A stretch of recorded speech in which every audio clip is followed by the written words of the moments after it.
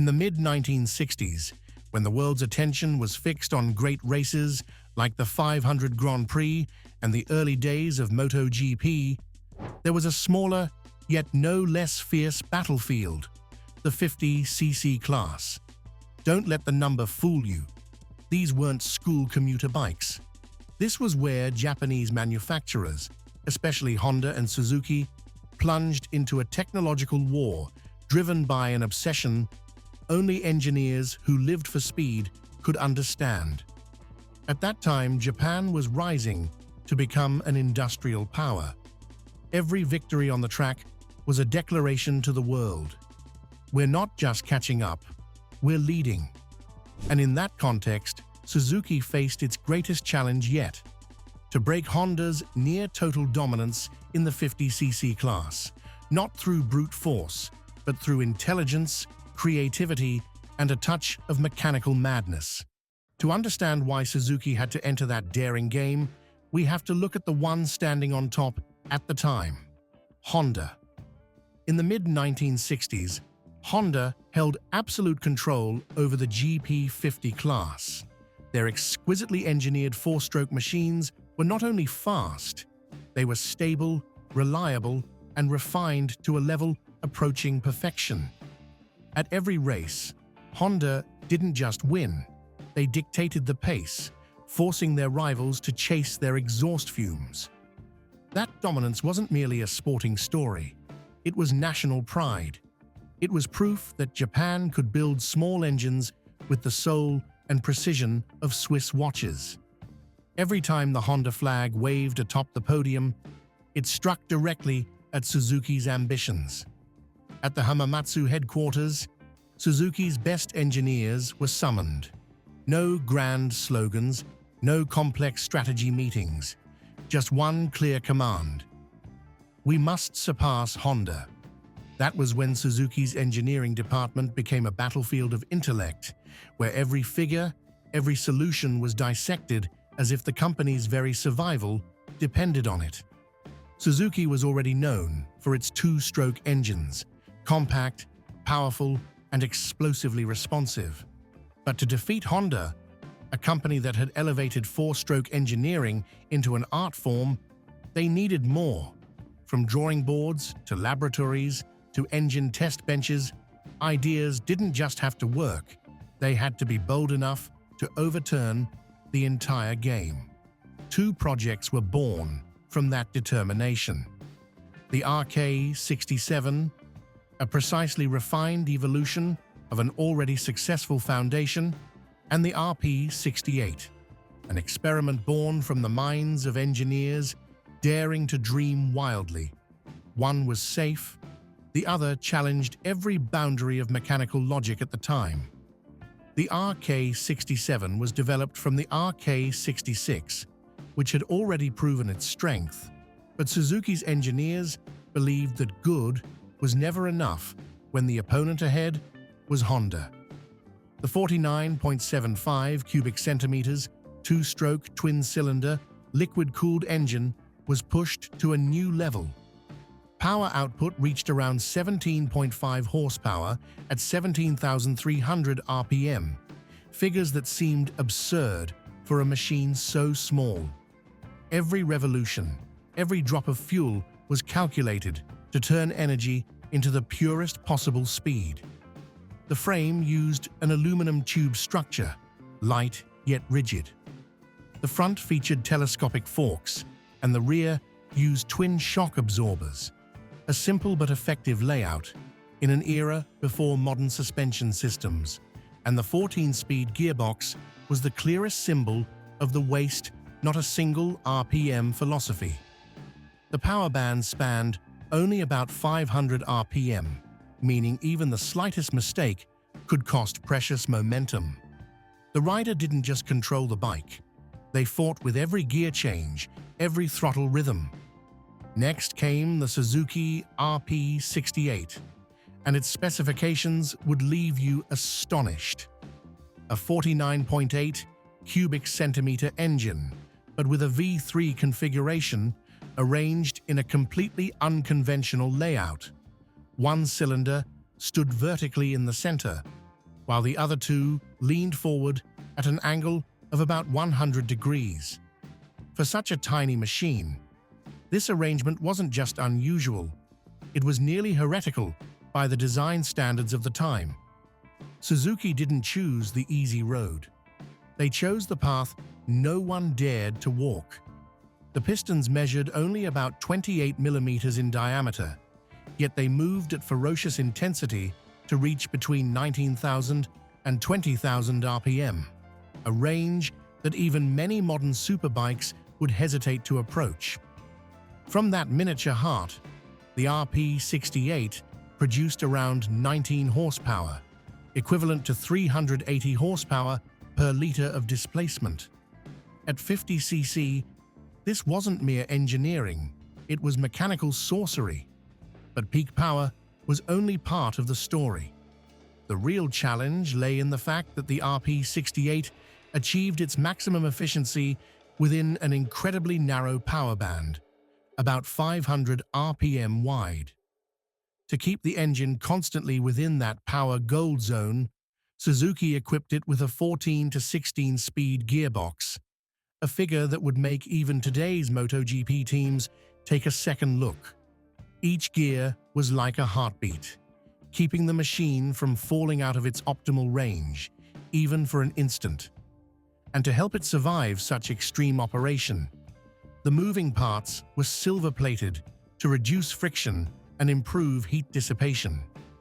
An automatic oil pump, an exceptionally advanced feature for that era, ensured precise lubrication worthy of a modern race engine.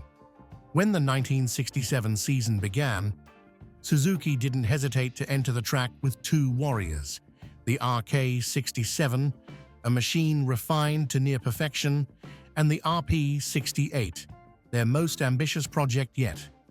But something no one expected happened before the tires even touched the starting line.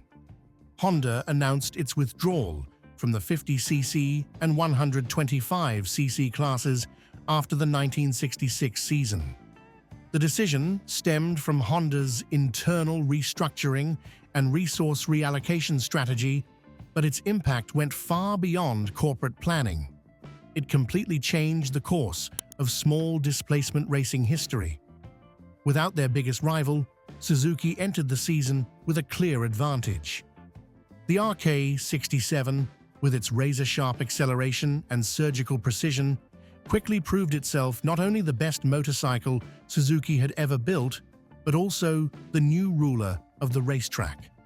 It consistently won races, leaving behind European competitors like Kreidler and Derby. Teams that, despite their determination, simply couldn't match the resources and technological sophistication of Japanese engineering. In that context, the questions surrounding the RK68 became more complex. It wasn't just a demonstration of technical power, it also revealed a troubling reality for motorsport regulators. Technology was advancing faster than budgets, manpower, and safety could keep up. Machines like the RK67, and especially the RK68, had pushed small engine design to its absolute limit, and perhaps beyond what the sport itself could sustain. The Fédération Internationale de Motocyclisme began to reconsider. They realized that without limits, manufacturers would dive into an arms race of expensive, extreme engineering, where victory would belong not to the most skillful or spirited team, but to the one willing to spend the most. Signs of reform appeared. Starting in 1969, though some records suggest earlier, the 50cc class would be restricted to a single cylinder and a maximum of 6 gears.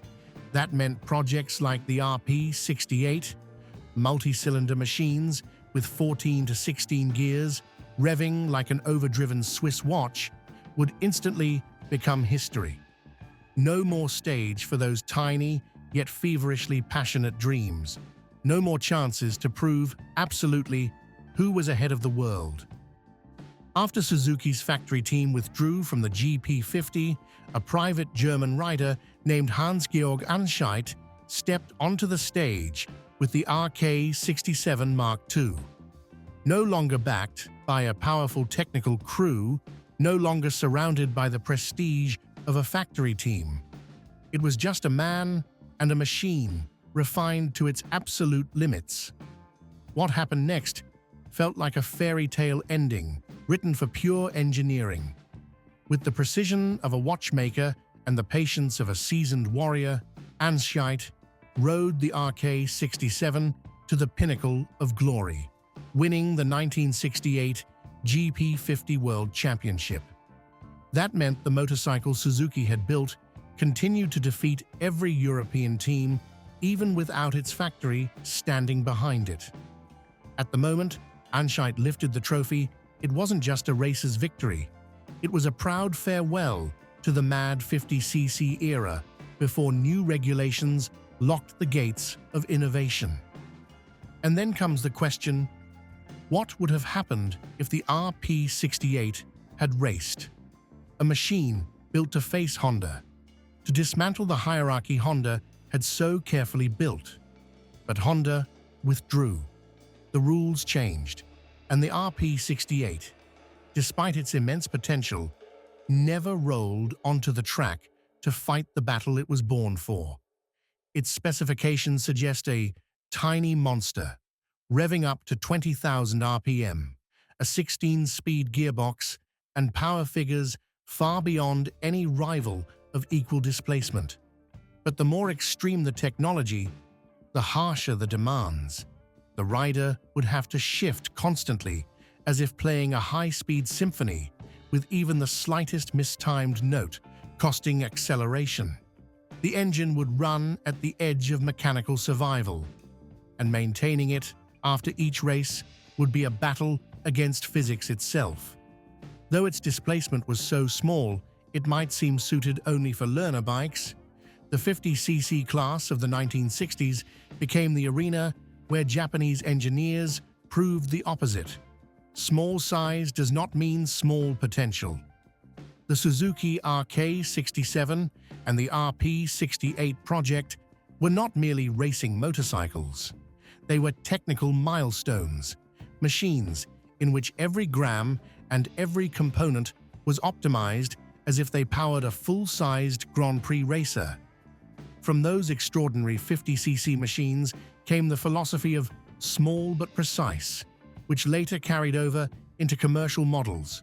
Compact yet powerful engines, lightweight materials, optimal lubrication, and temperature and friction control measured to the millisecond. The way Suzuki and Honda pushed technological boundaries back then laid the groundwork for the high-performance machines that would follow. And more importantly, their legacy does not lie in official records or the number of victories. It lives in the imagination of those who love speed. They inspired future generations of engineers and racers to believe that sometimes, with just one bold idea and a small engine, you can create something truly great. When people look back at the 50cc era, they often speak of its smallness, its oddity, even its madness. But in truth, it was a time when technology wasn't restrained by rules or safety limits, when Japanese engineers turned their workshops into laboratories of the future, and tiny machines became symbols of human ingenuity. The Suzuki RK67 proved that perfection could be forged from practicality. The RP68 proved that sometimes greatness doesn't need to be proven on the racetrack. It only needs the courage to exist. Today, as the world talks about electrification, emissions limits, and strict engineering standards, Suzuki's 50cc machines remind us of another era, one where power came from daring and progress was driven by the will to outthink the competition, not by engine displacement. If you've ever been fascinated by small machines with big hearts, share your thoughts below. What do you think the RP68 could have achieved if it had truly taken to the track? And which legendary machine would you like us to explore next in the history of motorcycles? Leave a comment hit like and subscribe so you won't miss the next journey into the world's greatest mechanical stories.